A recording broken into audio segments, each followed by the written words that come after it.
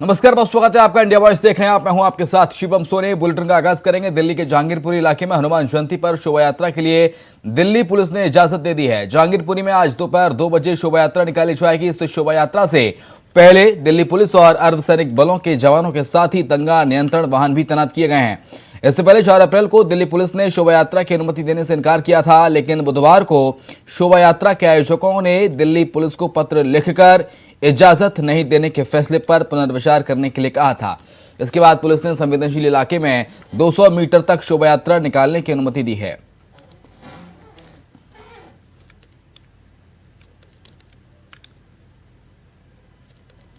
जहांगीरपुरी में शोभा यात्रा निकालने की अनुमति दे दी गई है, यानी कि हनुमान जयंती के मौके पर हनुमान जन्मोत्सव पर जहांगीरपुरी में शोभा यात्रा निकालने की अनुमति दे दी गई है। रामनवमी पर तैनाती, हनुमान जयंती पर अलर्ट।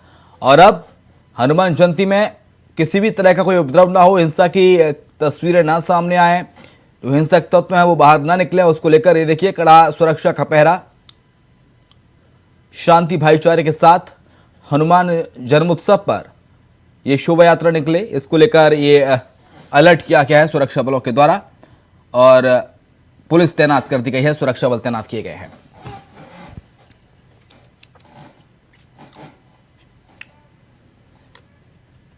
और अगली खबर का रुख कर लेते हैं दिल्ली से, जहां पर हाईकोर्ट से सत्येंद्र जैन को लगा है झटका। सत्येंद्र जैन की याचिका खारिज हुई है।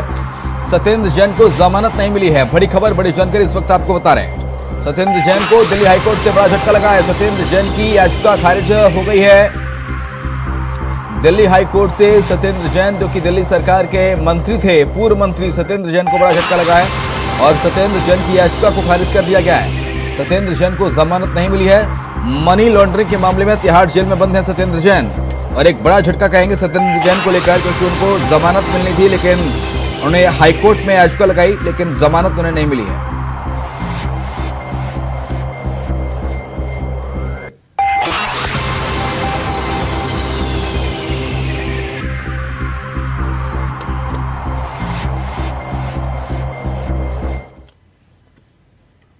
अडानी मुद्दे को लेकर विपक्ष ने सरकार पर हल्ला बोल दिया है और एक तरफ विपक्षी सांसद संसद के दोनों सदनों में अडानी मुद्दे की जेपीसी जांच की मांग को लेकर नारेबाजी और हंगामा कर रहे हैं, वहीं दूसरी तरफ विपक्ष सड़क पर आकर भी सरकार को घेर रहा है। गुरुवार को लोकसभा की कार्यवाही अनिश्चितकाल और राज्यसभा की कार्यवाही दोपहर 2 बजे तक स्थगित होने के बाद भी विपक्षी सांसद सड़क पर उतर आए। विपक्षी दलों के सांसदों ने संसद भवन से विजय चौक तक तिरंगा मार्च निकाला। विपक्षी सांसदों के इस मार्च का नेतृत्व कांग्रेस अध्यक्ष और राज्यसभा में विपक्ष के नेता मल्लिकार्जुन खड़गे ने किया।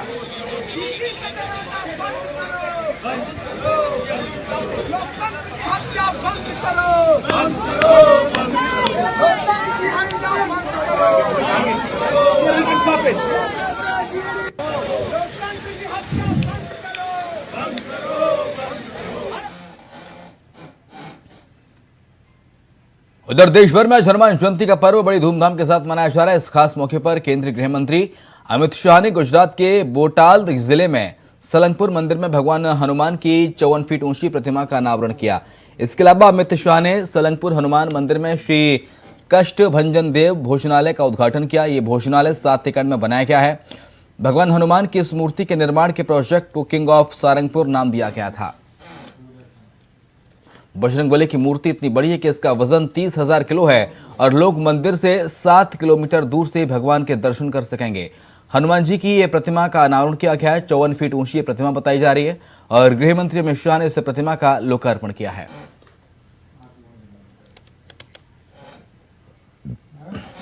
हनुमान जन्मोत्सव के मौके पर ये केंद्रीय गृह मंत्री अमित शाह ने इस प्रतिमा का लोकार्पण किया।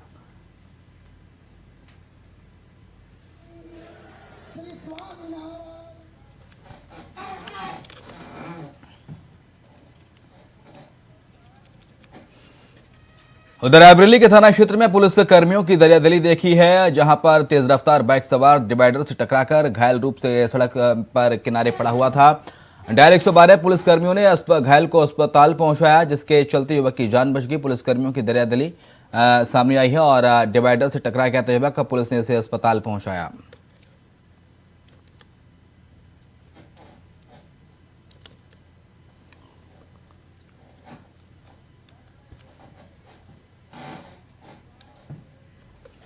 और बड़ी खबर सामने आ रही है झारखंड से। शिक्षा मंत्री जगन्नाथ महतो का निधन हो गया है। चेन्नई स्थित एमजीएम अस्पताल में निधन हुआ है। काफी दिनों से बीमार चल रहे थे जगन्नाथ महतो। निधन पर 2 दिवसीय राजकीय शोक मनाने का घोषणा की गई है। 6 और 7 अप्रैल को शोक मनाने का निर्णय लिया गया है। निधन के कारण कैबिनेट बैठक स्थगित हो गई है। आज शाम 4 बजे होने वाली थी कैबिनेट की बैठक।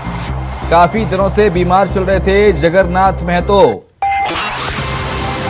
सरकार की कैबिनेट मंत्री, झारखंड सरकार के शिक्षा मंत्री थे जगन्नाथ महतो। उनका निधन हुआ है। चेन्नई में भर्ती थे। राकेश जुड़ गए हैं ज्यादा जानकारी के लिए रांची से। राकेश, क्या जानकारी? जगन्नाथ महतो नहीं रहे। देखिए, शिक्षा मंत्री जगन्नाथ महतो का आज सुबह निधन हो गया है और सबसे बड़ी बात कही जा सकती है कि कोरोना के दौरान उनका लंग ट्रांसप्लांट किया गया था और उसके बाद से उनकी तबीयत लगातार खराब हो रही थी और इसके बाद से उनका इलाज फिलहाल चल रहा था और वैसे में आज सुबह उनकी मौत होने की खबर आई है। तो निश्चित तौर पर कहा जा सकता है कि राज्य के लिए बड़ा शोक का विषय है, क्योंकि जगन्नाथ महतो अपने इलाके में जहाँ काफी प्रचलित थे और साथ ही साथ ये भी माना जाता है कि कई क्षेत्रों में उन्होंने बेहतर काम किया था और लगातार समाज के लिए बेहतर काम कर रहे थे। तो ऐसे में उनके निधन को लेकर चारों तरफ से शोक की बातें आती हैं। फिलहाल अभी उनका जो शव है, पार्थिव शरीर कब तक उनके घर लाया जाएगा? कहां से विधायक थे जगन्नाथ महतो, क्या कुछ जानकारी? देखिए, अभी फिलहाल उनके शव को लाने की तैयारी चल रही है और हो सकता है कि देर शाम तक उनको लाया जाएगा। इसके बाद से सबसे पहले रांची लाया जाएगा और उसके बाद जो हो सकता है कि उनके शव को उनके पैतृक आवास ले जाया जाएगा। हालांकि अभी इस तरह से नहीं की गई है कि कब आएंगे, लेकिन फिलहाल यही जानकारी है कि देर शाम तक उनके शव को लाया जा सकता है। कैबिनेट बैठक भी रखी गई थी, लेकिन इस निधन के बाद से कैबिनेट बैठक स्थगित हो गई है राकेश, और 2 दिन के राजकीय शोक का ऐलान किया गया है प्रदेश में। देखिए, निश्चित तौर पे शिक्षा मंत्री थे, कदावर नेता माने जाते थे और साथ साथ ये भी ऐसा जो प्रोटोकॉल है उसके आधार पे राजकीय शोक मनाने की बात कही गई है। और साथ साथ ये भी कहा जा रहा था कि आज की एक महत्वपूर्ण बैठक होनी थी कैबिनेट की, लेकिन शिक्षा मंत्री के निधन के बाद से कैबिनेट बैठक को स्थगित कर दिया था फिलहाल। तो कहीं ना कहीं कहा जा सकता है कि राज्य को एक बड़े देखा जा रहा है और तमाम जगहों से संकेत आ रहा है। तो इनका जो अंतिम संस्कार होगा जगन्नाथ महतो का, उनके गृहग्राम में किया जाएगा। अब फिलहाल क्या जानकारी, कब तक पंचतत्व में विलीन होंगे, कब तक शव को चेन्नई के अस्पताल से लाया जाएगा, और सियासी महकमे में किस तरह की प्रतिक्रिया देखने को मिल रही हैं जगन्नाथ महतो के निधन के बाद? देखिए, अभी जब तक उनका शव राज्य जाने के बाद से तय होगा उनके पैतृक आवास से कब उनका अंतिम संस्कार होगा। लेकिन जहाँ तक शोक संवेदना की बात है, तमाम राजनीतिक दल के लोग, सामाजिक कार्यकर्ता और अन्य लोग, सभी लोग शोक व्यक्त कर रहे हैं और हो सकता है कि देर शाम तक सारी जानकारी आ जाएगी कि आखिर आने वाले समय में किस तरीके से जगन्नाथ महतो का अंतिम संस्कार किया जाएगा और कौन पर तय होगा। ठीक है, बहुत शुक्रिया आपका राकेश, तमाम सारी जानकारी को साझा करने के लिए। तो जगन्नाथ महतो नहीं रहे। 6 और 7 अप्रैल को शोक मनाने का निर्णय लिया गया है। काफी समय से बीमार चल रहे थे और चेन्नई के अस्पताल में इनका इलाज चल रहा था, जिसके बाद से आज उनके निधन की खबर सामने आई।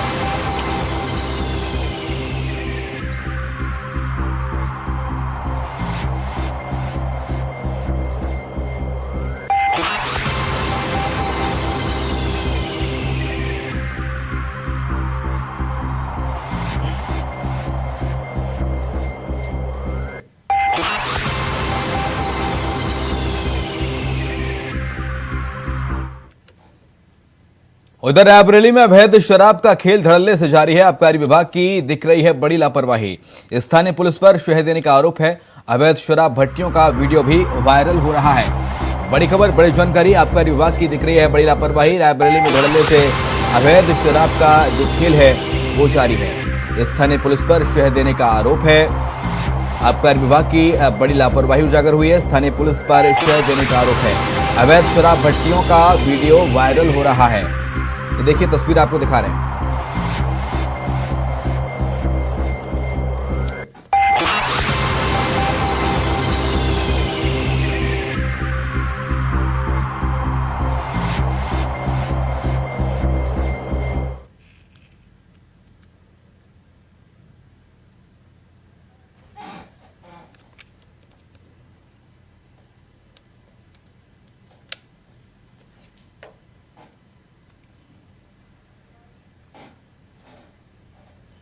अब आज जौनपुर की, जहां पर भारतीय जनता पार्टी ने आज अपना 43वां स्थापना दिवस मनाया। स्थापना दिवस के मौके पर पीएम मोदी ने कार्यकर्ताओं को वर्चुअली संबोधित किया। इस दौरान बीजेपी नेता रूपेश जायसवाल और कुसुम जायसवाल कार्यक्रम में मौजूद रहे और संवाद को सुना। बीजेपी का 43वां स्थापना दिवस, पीएम ने वर्चुअली संवाद कर संबोधित किया।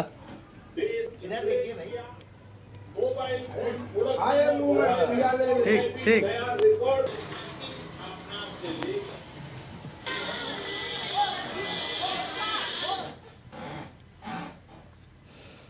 अजीबोगरीब मंजर अक्सर देखने को मिलता रहता है। ऐसा ही एक मंजर रेलवे क्रॉसिंग के पास सिद्धार्थनगर में देखने को मिला है, जहां पर शोहरतगढ़ रेलवे क्रॉसिंग के पास ट्रेन का इंजन फेल हो गया, जिसके बाद पुलिस और ग्रामीणों की मदद से इंजन को धक्का लगाकर पीछे लाया गया। करीब आधे घंटे तक रेलवे क्रॉसिंग के पास जाम लगा रहा। वीडियो सोशल मीडिया पर काफी तेजी के साथ वायरल भी हो रहा है। बहुत सही दुर्गा, बहुत सही।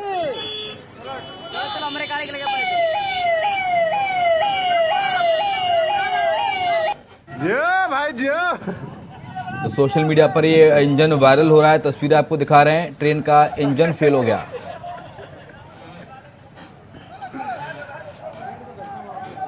ट्रेन को धक्का मारती है भाई, पूरी पब्लिक जाम।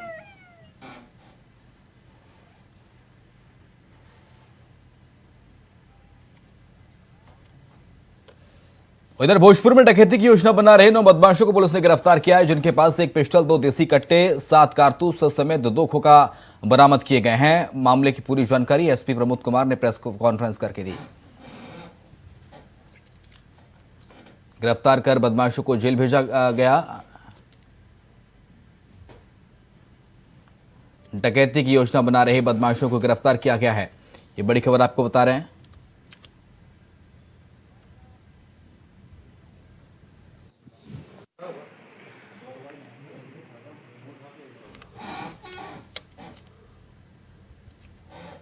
तो डकैती की योजना बदमाश बना रहे थे, जिसके बाद इनको गिरफ्तार किया गया। इनके पास से अवैध तमंचे गिरफ्तार किए गए, बरामद किए गए हैं। 9 बदमाशों को पुलिस ने गिरफ्तार किया है। तस्वीरें भी आपको दिखा रहे हैं इन बदमाशों की।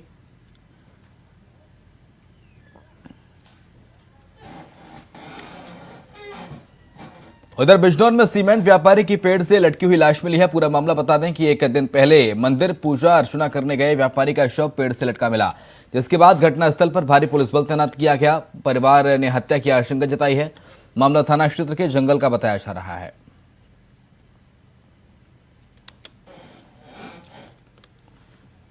तो सीमेंट व्यापारी की लाश मिलने से सनसनी फैल गई। बिजनौर से आपको खबर बता रहे हैं, जहां पर ये घटनास्थल पर भारी पुलिस बल तैनात किया गया है।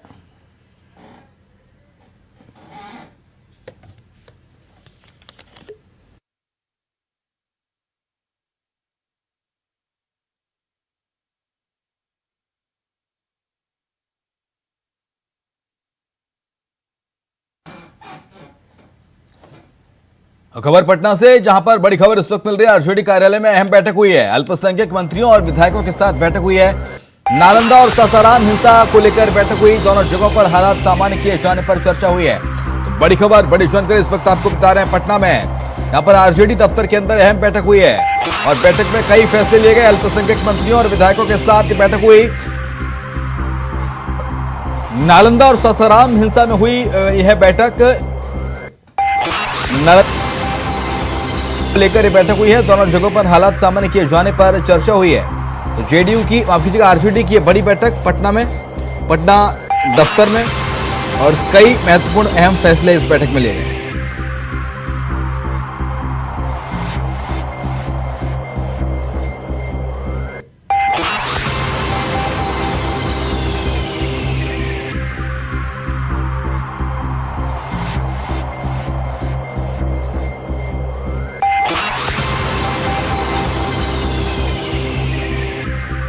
तो बड़ी खबर आपको बता रहे हैं।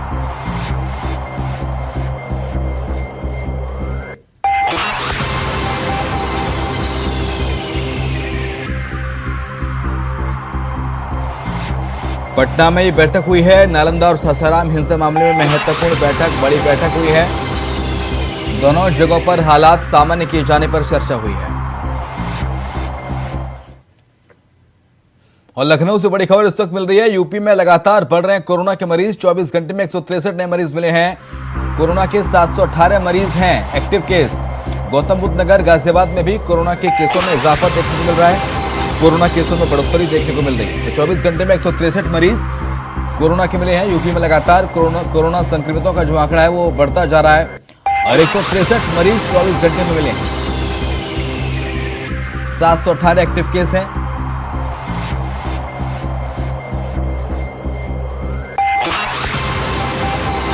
कोरोना के उत्तर प्रदेश में 718 एक्टिव केस हैं और 163 मरीज मिलने से हड़कंप की स्थिति है। लगातार जो कोरोना अपने पैर पसारता जा रहा है, गौतम बुद्ध नगर, गाजियाबाद समेत तमाम इलाकों में ये कोरोना के मरीज यहां पर देखने को मिले।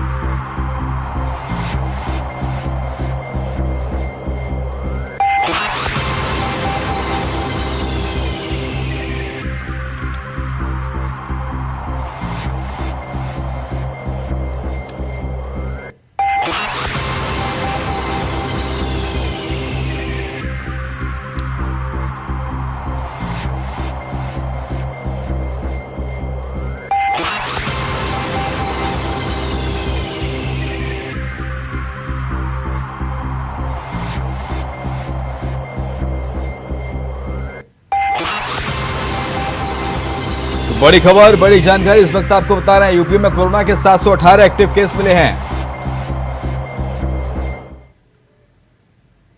और अगली बड़ी खबर का रुख कर लेते हैं। अगली बड़ी खबर इस वक्त मिल रही है दिल्ली से, जहां पर तिरंगा मार्च के बाद विपक्षी दलों ने प्रेस कॉन्फ्रेंस की है। विपक्षी दलों ने प्रेस कॉन्फ्रेंस की है। तिरंगा मार्च के दौरान कॉन्स्टिट्यूशन क्लब में विपक्षी नेताओं ने प्रेस कॉन्फ्रेंस की, जिसमें मल्लिकार्जुन खड़गे, संजय सिंह, एसटी हसन मौजूद रहे। कांग्रेस के राष्ट्रीय अध्यक्ष मल्लिकार्जुन खड़गे का बयान, इस बार बजट सत्र का दूसरा चरण बाधित रहा। खड़गे ने कहा, मोदी सरकार लोकतंत्र के बारे में केवल बोलते हैं। 50 लाख करोड़ का बजट केवल 12 मिनट में पास किया। जब ये बात मल्लिकार्जुन खड़गे ने कही, उन्होंने कहा जब भी चर्चा के लिए मांग की थी तो खड़गे नहीं देते थे, बोलने नहीं देते थे खड़गे। ये बात उन्होंने कही। अब पीएम मोदी संसद नहीं आते, ये बात खड़गे ने कही।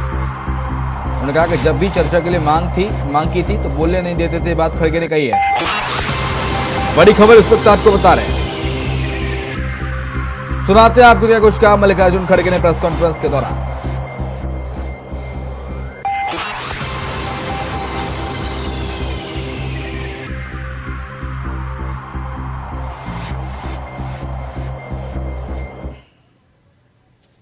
चर्चा की मांग जब करते थे तब वो हमको बोलने नहीं देते थे, और ऐसी पहली बार हुआ। मैं भी अपने जीवन के 52 साल समाप्त करके 53 साल में कदम रखा हूं, चाहे असेंबली में हो चाहे पार्लियामेंट में, ऐसा कभी नहीं देखा।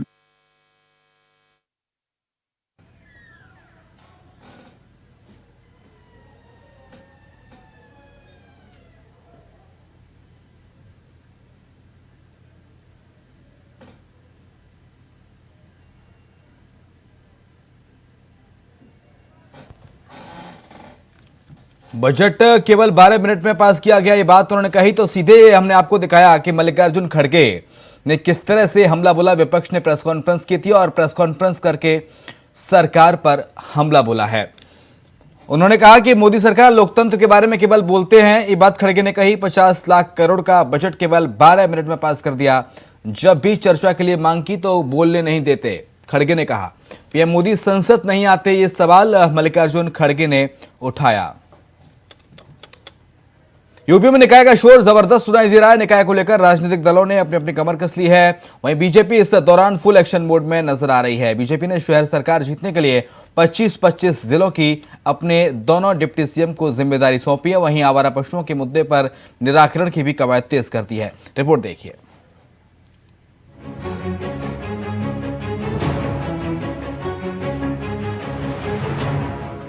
यूपी में निकाय का बिगुल बज चुका है। बीजेपी के लिए लड़ाई नाक और साख की लड़ाई बन चुकी है। तो वहीं दूसरी तरफ 24 से पहले सपा भी निकाय के दंगल को बेताब है।